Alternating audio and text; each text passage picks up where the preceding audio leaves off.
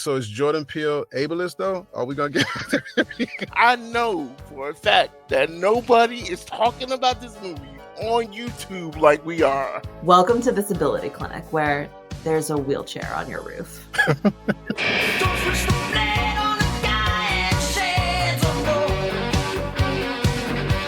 Let's go, boy! M slaps OJ's hand. The audio description narrator, at least for the version that I watched on like Amazon Prime or whatever, sounds like a Caucasian white woman. Here she is, everybody. Take a look at all of that. I wanted to know how you guys felt about that. I felt some type of way. I did. And I don't know her personally, but I've heard her voice before, and I think she's fine. She does fine work. She does good work. And she has a good voice for horror, but I was still like, yeah, I think there should have been somebody black on this. I really do. And this is a black film. It's because I think there's definitely black culture. The director's black, right? You know, the main characters are black. I think it warranted a black narrator.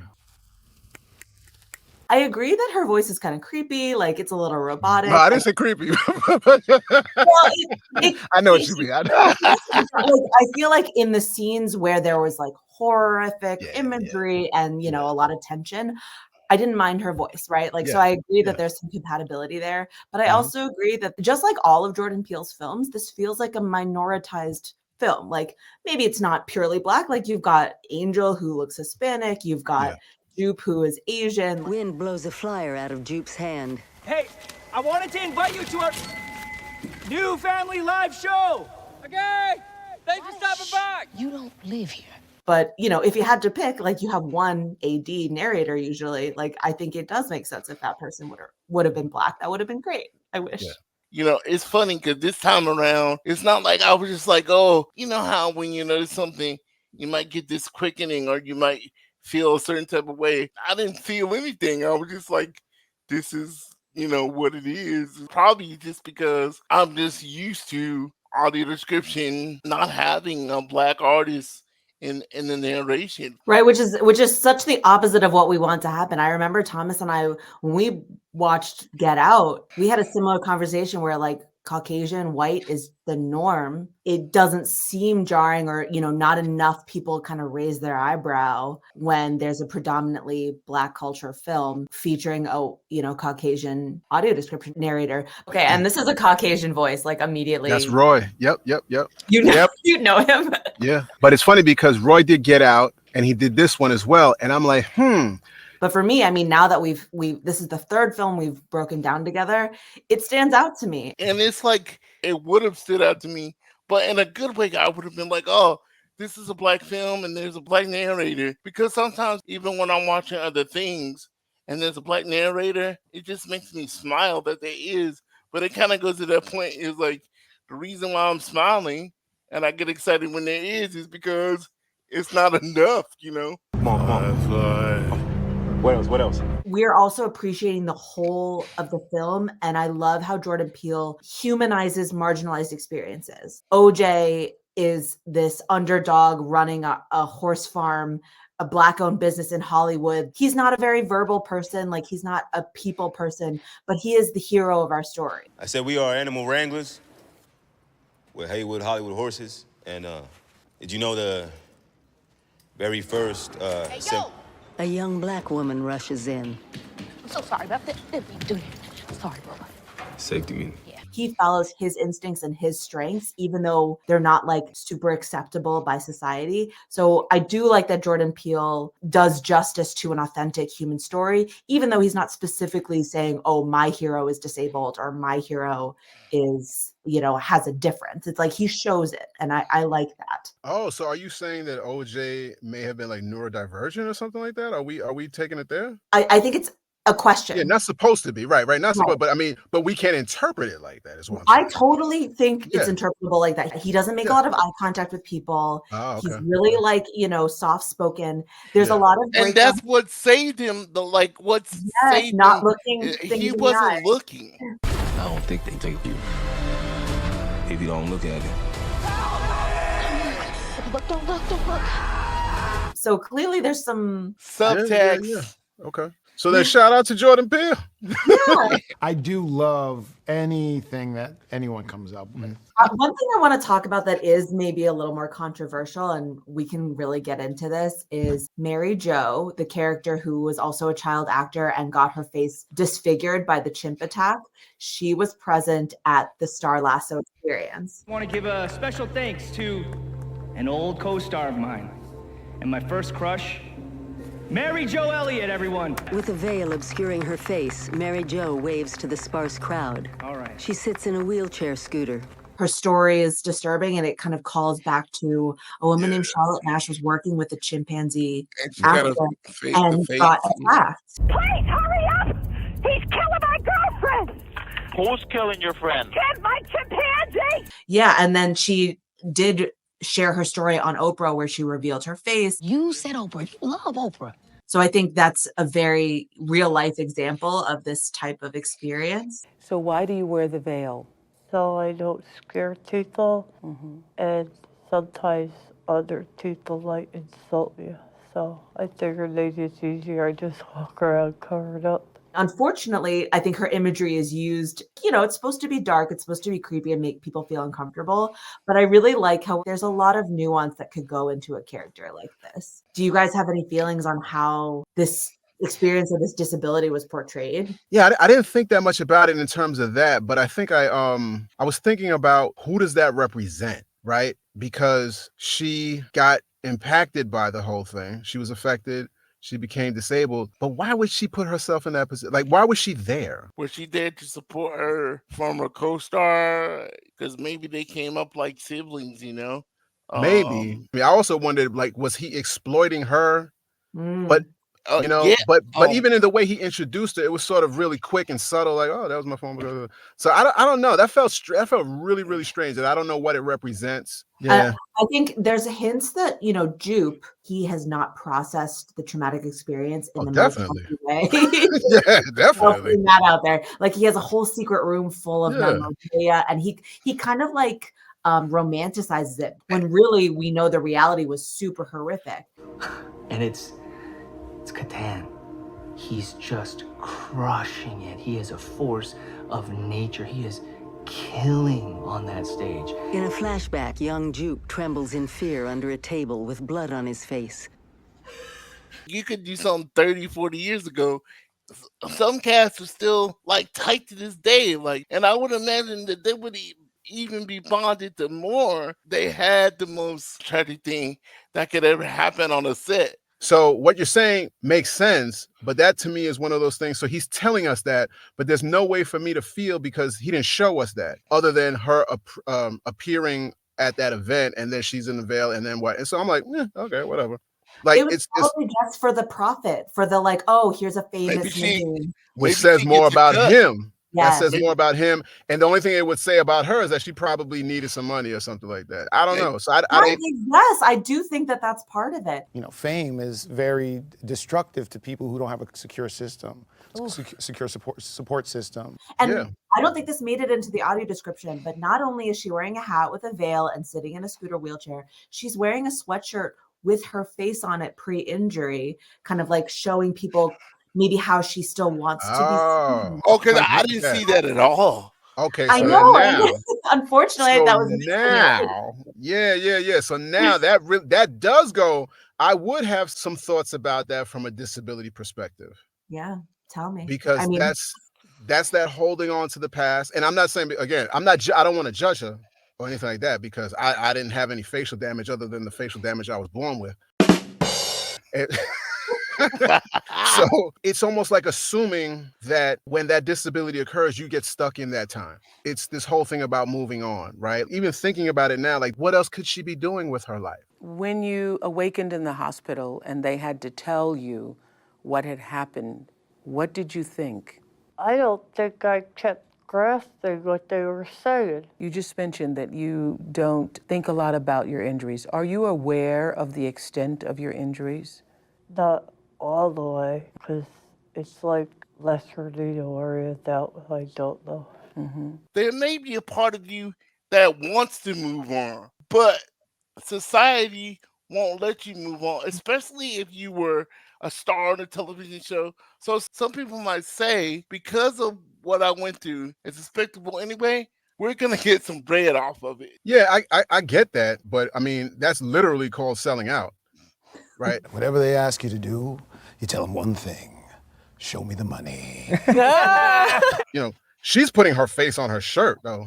You know, she's Yeah. like she's doing that. Like, I don't know that. I'm not saying it's right, but the more you put No, your yeah, face yeah, on it, I'm not going to let you see how I am now because I'm marked or I was maimed, and I'm ashamed by that. But however I'm ashamed by it, and it's trauma, I'm still gonna get my cheese off the top of it. I get it. I know. What's wrong with that to a certain extent? 1, 2, 3, 4, 5, 6, 7, 8, 9. Why are you doing piles of 9? It's faster than 10s. Oh, really? I do my 9s 10 times and then I do an extra pile of 10. Yeah. Fast. Okay.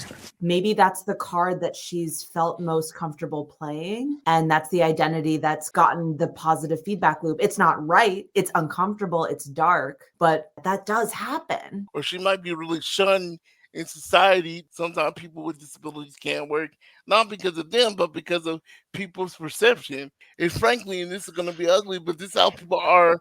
Like, you're ugly, like, and so we'll allow you to profit this way. I don't know. This goes into a real different place for me because this idea that you're not going to work, they're stopping you from working in their business, in their industry, and so it's up to individuals to try to pivot and figure out how they can apply their skills to something else. Like that's just the reality that we all have to face at some time. You know what I'm saying? And again, I'm trying to say this without being judgmental because it's definitely not about being judgmental. This is a fictitious woman, but I'm very uncomfortable. And this is what's good about this film, because I think if it was just some other injury, the response would be different. But there's something about a woman, especially with facial injuries, he could have made her injured in some other way.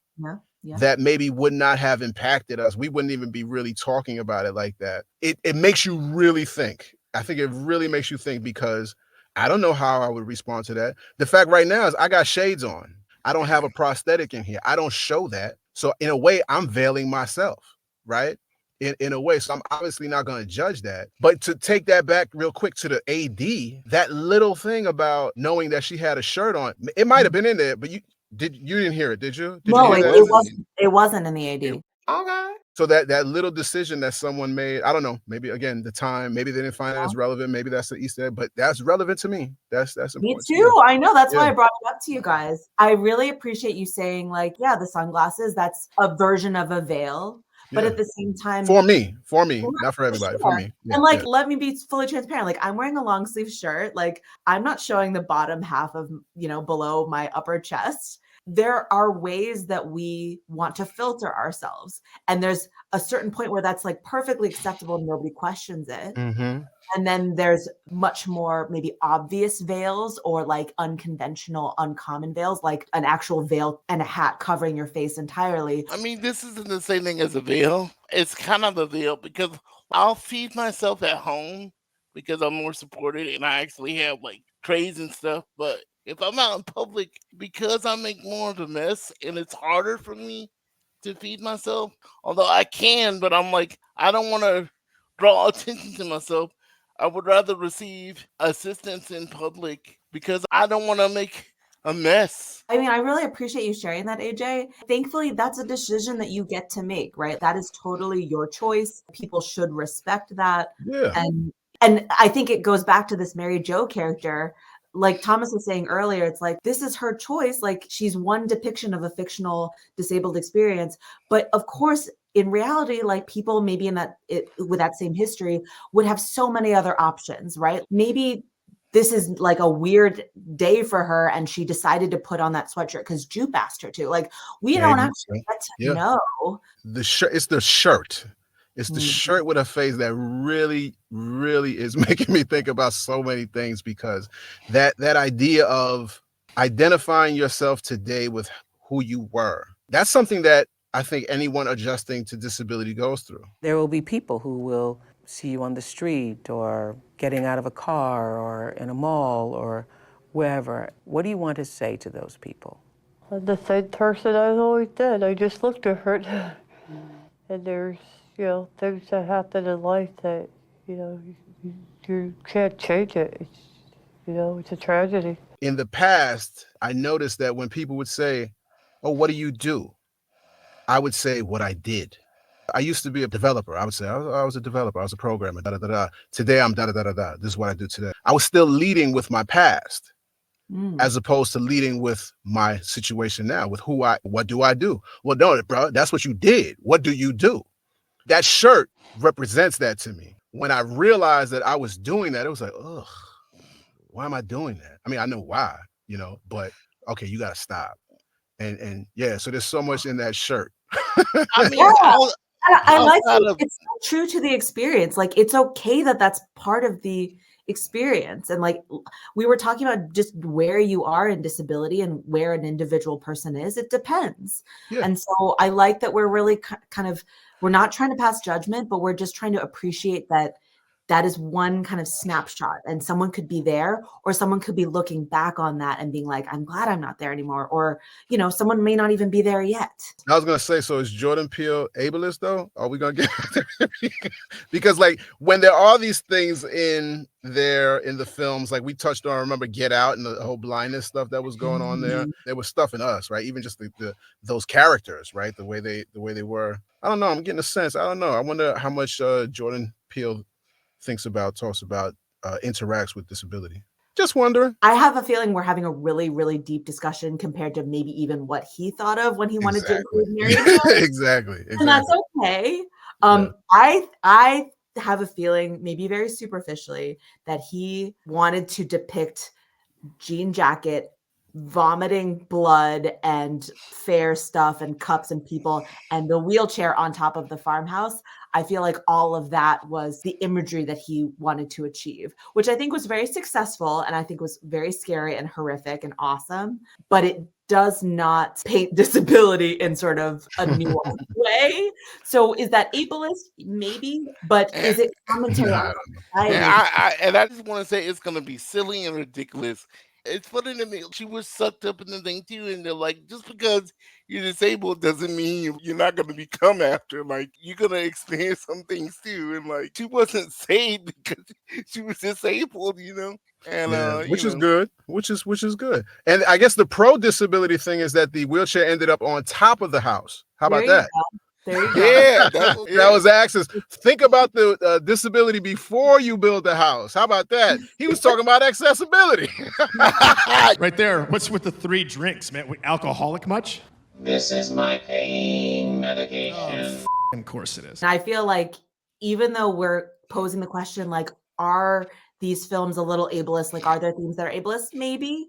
But I think he recognizes that society is racist, ableist. And so those themes come through in his movies, but not because he's imposing that bias, because he's showing the bias that exists. And on the real, because I'm just playing about the ableist, because I wouldn't even apply that to the full films. There would be aspects and scenes and aspects of his storytelling, which, wouldn't be surprising because that's the way, folks have used it. But it's definitely not on him as an individual. Just in case he's watching. I think it's commentary on society. If accessibility breakdowns are your thing, hit that like button and subscribe to Disability Clinic, and comment below and let us know what TV show or movie we should break down next. If you want to support the channel even more, check out our Patreon page where you can contribute any amount towards producing more content like this. Thank you so much for watching, listening, and learning. Woo-woo! See ya, peace, and tell your friends.